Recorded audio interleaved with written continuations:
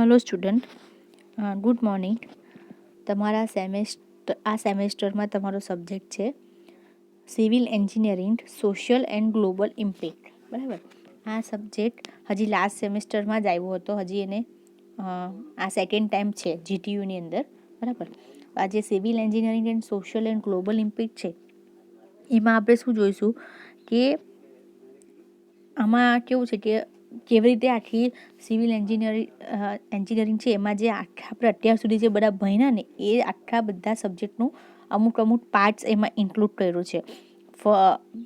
Like આપણે અમુક જે પ્રોજેક્ટ નવી ટેકનિક્સ યુઝ કરીએ છીએ તો એ કેવી રીતે તમે ઇમ્પ્લિમેન્ટેશન કરી શકો. બરાબર, પ્લસ તમે કયા એવી કઈ સિસ્ટમ્સ છે જેનાથી તમે કામ કરો છો, એવા કઈ નવા મશીનરી છે, કયા એવા જૂના શું કહેવાય કેવા જૂના જે પહેલાંના સ્ટ્રક્ચર છે તે હજી હમણાં પણ છે તો એમાં કઈ સિસ્ટમ યુઝ કરેલી હતી એના રિલેટેડ આખા સબ્જેક્ટમાં જોવા મળશે. હજી આ સેકન્ડ ટાઈમ જ છે. ઓકે, એટલે જીટીયુમાં હજી આની એક્ઝામ મે બી કદાચ તો આવી ગઈ કે નથી આવી, but civil engineering social and global ઇમ્પેક્ટમાં આપણે ઓવરઓલ આખું સિવિલ એન્જિનિયરિંગમાં તમે જેટલા સબ્જેક્ટ ભણ્યા છે એના રિલેટેડ જ બધું આવશે. બરાબર, એટલે હવે આપણે ટ્રાન્સપોર્ટેશન સિસ્ટમ લઈ લઈએ તો એમાં આપણે કેમ હમણાં મેટ્રો રેલ આવી છે, મોનો રેલ છે, તો એ કેવી રીતે વર્ક કરે છે, એ કેટલા ટાઈમમાં તમને પહોંચાડે છે એના રિલેટેડ આવશે. પછી હમણાં લીન કન્સ્ટ્રક્શન છે, નવા જે પ્રોજેક્ટ થાય છે એના રિલેટેડ છે. બરાબર, તો આમાં ફર્સ્ટ તમારું ચેપ્ટર છે introduction to course and overview. બરાબર, જેની અંદર આપણે ફર્સ્ટ શું છે કે understanding the past to look into the future, pre industrial revolution days, agricultural revolution, first and second industrial revolution, IT revolution, recent major civil engineering breakthroughs and innovations, present day world and future projection, પછી ecosystem in society and in nature, the steady erosion in sustainability, global warming, its impact and possible causes. બરાબર, તમે global warming સાંભળ્યું જ હશે કે global warming શાના માટે થાય છે, પ્લસ એની ઇમ્પેક્ટ શું થાય છે, એના કયા એવા પોસિબલ કોઝિસ છે. પછી આમાં જે સિવિલ એન્જિનિયરિંગ બેકથ્રુ છે, જે પહેલાંના જે ઇનોવેશન કર્યા હતા, કોઈ અમુક કંપની છે જે કંઈક નવા પ્રોડક્ટ્સ બનાવતી હોય એ કેવી રીતે બનાવે છે, એનું સ્ટ્રક્ચર કેવી રીતે બન્યું છે, એમાં કયા નવા તમને નવા કઈ આઈડિયા તમને જોવા મળશે એ તમને આમાં જોવા મળશે. સેકન્ડ છે તમારું જીઆઈએસ. તમે ઓલરેડી જીઆઈએસ પણ ભણ્યા છે. આ તમારું જે ગ્લોબલ વોર્મિંગ છે એ જીઆઈએસ પણ કયા છે, જીઆઈએસનું એપ્લિકેશન કેવી રીતે થશે, એની સિસ્ટમ કેવી રીતે વર્ક કરે છે એ. પછી હ્યુમન ડેવલપમેન્ટ ઇન્ડેક્સ અને ecological footprint of India versus other countries and analysis. બરાબર, કે આપણા ઇન્ડિયામાં કોઈક વસ્તુ ડેવલપમેન્ટ કર્યું છે તો એ બીજી કન્ટ્રી સાથે એને કેવી રીતે તમે મેનેજ કરી શકો. તો કોઈ કેવું હોય કે કોઈ બીજી નવી કન્ટ્રીમાં કંઈક વસ્તુ નવું ડેવલપમેન્ટ કર્યું હોય તો તમે એને ઇન્ડિયામાં કેવી રીતે એનું એપ્લાય કરી શકો એ બધું જોવાનું છે. એટલે ફર્સ્ટ ચેપ્ટર બેઝિક છે બધું. એમાં જીઆઈએસ છે, ગ્લોબલ વોર્મિંગ છે, આઈટી રિવોલ્યુશન છે એ જોવા મળશે. બરાબર, કે તમારી પાસે ઓટોકેડ, હવે હમણાં કેવું છે કે આપણે પહેલાં પ્લાન કરતા તો પેપર ઉપર પ્લાન બનાવતા, હવે તમે ઓટોકેડ છે, રેવિટ છે, એવા સોફ્ટવેર તમારી પાસે અવેલેબલ છે જેની અંદર તમે ડાયરેક્ટ પ્લાનિંગ કરી શકો છો, જેમાં તમને 2D 3D તમને જે વ્યૂ જોઈતો હોય એનો ટોપ વ્યૂથી માંડી bottom view, side view, elevation, section બધું તમે એની અંદર બનાવી શકો છો. એ રીતે વર્ક કરે છે, આખું કોમ્પ્યુટર ડિઝાઇન છે. બરાબર, એટલે જે પહેલાં કરતાં જે હમણાંની જે સિસ્ટમમાં ઇમ્પ્રુવમેન્ટ થઈ છે એ કેવી રીતે થઈ છે, પ્લસ કઈ વસ્તુનો યુઝ કરીને કરવામાં આવે છે એ છે ફર્સ્ટ ચેપ્ટરમાં. સેકન્ડ ચેપ્ટર છે તમારું understanding the importance of civil engineering in shaping and impacting the world, the an association the modern and marvels and wonders in the field of civil engineering, future vision for civil engineering.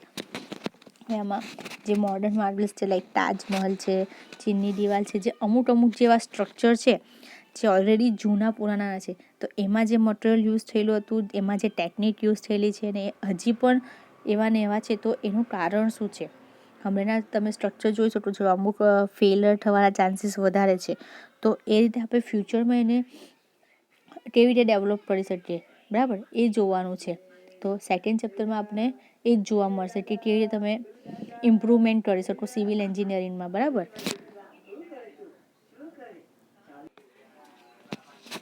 એટલે તમારા જે second ચેપ્ટરમાં છે તો જે ફ્યુચરમાં જે તમારા પાસ્ટમાં જે કન્સ્ટ્રક્શન થયા છે, જે અમુક એવા સ્ટ્રક્ચર છે જે બહુ જ ફેમસ છે, અને એનું જે સ્ટ્રક્ચર છે, એની જે ડિઝાઇન છે એ કેવી રીતે થઈ છે એનું તમને જોવા મળશે. તમારું થર્ડ ચેપ્ટર છે ઇન્ફ્રાસ્ટ્રક્ચર. તો તમને ખબર છે કે કોઈ પણ સિટીને તમારે ડેવલપમેન્ટ કરવું હોય તો તેમાં તમારે સારી એવી ફેસિલિટી પ્રોવાઈડ કરવી પડે. તો એના માટે તમારે ઇન્ફ્રાસ્ટ્રક્ચરનું ડેવલપમેન્ટ કરવું પડે. લાઈક કોઈ સિટી છે તો એમાં થિયેટર છે, મોટા બિઝનેસ હબ છે, બ્રિજ છે, રેલવે ટ્રાન્સપોર્ટેશન સિસ્ટમ છે, એવા પછી ડેમ છે, વોટરને રિલેટેડ સિસ્ટમ છે, ઇલેક્ટ્રિસિટી છે, એવા અમુક ઇન્ફ્રાસ્ટ્રક્ચર ડેવલપમેન્ટ કરવા પડે જેનાથી તમે એ સિટીનું પણ તમને ડેવલપમેન્ટ કરી શકો છો, બરાબર. એટલે એને આપણે ઇન્ફ્રાસ્ટ્રક્ચર કહેવામાં આવે છે. લાઈક એમાં પહેલાં હેબિટેટ્સ છે, પછી મેગા સિટીઝ છે, સ્માર્ટ સિટી છે, ફ્યુચરિસ્ટિક વિઝન છે. તમે જોવો છો કે મેગા સિટી એટલે કેવું કે એમાં વધારે પડતું પબ્લિક રહેતું હોય, અને સ્માર્ટ સિટી એટલે એનાથી થોડું પબ્લિક રહેતું હોય. એટલે પબ્લિક પ્રમાણે ફેસિલિટી પ્રોવાઈડ કરવામાં આવે છે. જે પ્રમાણે જેટલું પબ્લિક ત્યાં રહેતું હોય, જેનું પોપ્યુલેશન હોય એ પ્રમાણે બધી સિસ્ટમ પ્રોવાઈડ કરવામાં આવે છે. તો એને ઇન્ફ્રાસ્ટ્રક્ચર કહેવામાં આવે છે. જેટલું તમે ઇન્ફ્રાસ્ટ્રક્ચર પ્રોવાઈડ કરશો, જેટલી ફેસિલિટી પ્રોવાઈડ કરશો, એટલું જ તમે એ સિટીને ડેવલપ કરી શકશો, બરાબર. પ્લસ ફ્યુચરમાં એને વધારે પડતું થોડું એમાં ટેકનિકલ જોવા માટે તમે એમાં શું ચેન્જીસ લાવી શકો એના વિશે જોવાનું છે. જેમાં ટ્રાન્સપોર્ટેશનમાં તમે રોડ્સ છે, જેમાં આપણે national highway, major district road, બરાબર, માઇનર રોડ, એ બધા જે રોડ, લોકલ રોડ જે જોવો છો તે, રેલવે અને મેટ્રોસ છે કે ટ્રાન્સપોર્ટેશન માટે જો હમણાં પહેલાં ટ્રેન હતી, મોનો રેલ, પછી મેટ્રો ટ્રેન છે જે એકદમ સ્પીડમાં ચાલે છે અને એને તમે ટૂંક સમયમાં તમારી ડેસ્ટિનેશન સુધી પહોંચી શકો છો. એ રીતે એરપોર્ટ્સ છે, sea port, riverways, sea canal, tunnel, બરાબર. આ બધું શું છે, ટ્રાન્સપોર્ટ સિસ્ટમ છે કે એક જગ્યા પરથી બીજી જગ્યા પર તમારે પહોંચવું હોય તો એમાં ક્યાં ઇન્ફ્રાસ્ટ્રક્ચર આવે એ, બરાબર છે. પછી ટનલ્સ છે, પછી બિલો ગ્રાઉન્ડ અને અંડરગ્રાઉન્ડ. હવે તમે અમુક એરિયામાં જો છો કે ટનલ્સ બનાવવામાં આવ્યા છે, કે પહાડને ખોદીને રસ્તો બનાવવામાં આવેલા છે, તો એ પણ તમારું ઇન્ફ્રાસ્ટ્રક્ચરની અંદર જ ઇન્ક્લુડ થશે. પછી જે ફ્યુચરિસ્ટિક સિસ્ટમ, જેમાં હાઇપર લૂપ છે, બરાબર, જે આપણે ઇલેક્ટ્રિસિટી જનરેટ કરવા માટે છે. હાઇપર લૂપ શું છે, આખી એક ટ્રેન જ આવે છે જે એકદમ સ્પીડમાં વર્ક કરતી હોય છે. એનો વિડીયો છે મારી પાસે, જ્યારે આ ચેપ્ટર સ્ટાર્ટ થશે ત્યારે આપણે એનો વિડીયો પણ જોઈશું, બરાબર. પછી એનર્જી જનરેશન માટે કયા ઇન્ફ્રાસ્ટ્રક્ચરનો યુઝ થાય, તો હાઇડ્રો છે, સોલાર છે, જેમાં ફોટોવોલ્ટિક અને સોલાર ચીમની છે, બરાબર. આપણે હવે તો કેવું છે કે સોલાર પેનલ એ બધાનો યુઝ કરીને ઇલેક્ટ્રિસિટી જનરેટ કરવામાં આવે છે.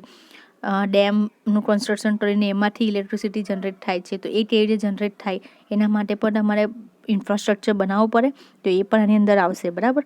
ફોટોવોલ્ટિક અને જ્યાં સોલાર ચીમની છે, તો અમુક એરિયામાં કેવું છે કે જે રોડ હોય છે એના ઉપર એવા ફોટોવોલ્ટિક અને સોલાર વસ્તુ લગાડી દેવામાં આવે કે જેટલું પબ્લિક એના ઉપર ચાલે ને એ પ્રમાણે એમાંથી ઇલેક્ટ્રિસિટી જનરેટ થતી હોય છે.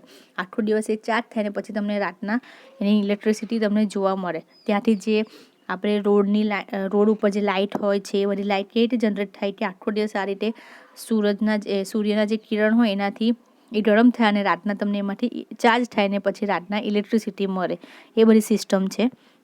પછી એમાં વિન્ડ વેવ, ટાઇડલ, પછી થર્મલ એનર્જી, એ રીતે. પછી વોટર પ્રોવિઝનિંગ, ટેલિકમ્યુનિકેશન નીડ છે, જેમાં ટાવર, અબવ ગ્રાઉન્ડ અને અંડરગ્રાઉન્ડ કેબલિંગ. હવે બી બધી વાયરની સિસ્ટમ કેવી રીતે પ્રોવાઈડ કરવાની, અંડરગ્રાઉન્ડ હોય કેવી રીતે કેવી રીતે તમારે ટેલિકમ્યુનિકેશન કરી શકો એ રીતે.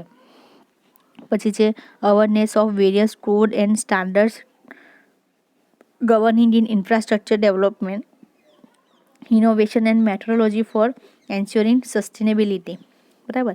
એટલે હમણાં જે ઇન્ફ્રાસ્ટ્રક્ચર ડેવલપમેન્ટની વધારે પડતું જરૂર છે તમને, બરાબર. એના માટે પણ વેરિયસ કોડ છે. હમણાં કેવું છે કે લોકોને ખ્યાલ નથી કે ઇન્ફ્રાસ્ટ્રક્ચર શું છે, એને ડેવલપમેન્ટ કરવાથી શું ફાયદો થાય, એના લીધે તમારી સિટીની જે આવક છે તેમાં પણ ઇમ્પ્રુવમેન્ટ જોવા મળે. એટલે એ જે અવેરનેસ છે એને ફૂલફિલ કરવાની છે.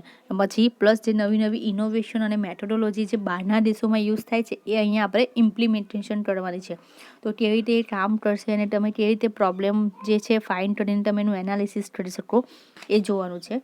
4th ચેપ્ટર છે તમારું એન્વાયરમેન્ટલ, જેની અંદર આપણે ટ્રેડિશનલ એન્ડ ફ્યુચરિસ્ટિક મેથડ જોઈશું, solid waste management, water purification, બરાબર. જે આપણે પાણી મળી આવે છે તેને આપણે પાછું રીયુઝ કરવું હોય, બરાબર, કોઈ બી પર્પઝ માટે જે પણ ગંદુ પાણી છે એનું આપણે પ્યોરિફિકેશન કરીને આપણે ઇરિગેશન પર્પઝ છે કે બીજા બધા પર્પઝ માટે યુઝ કરવાનું છે.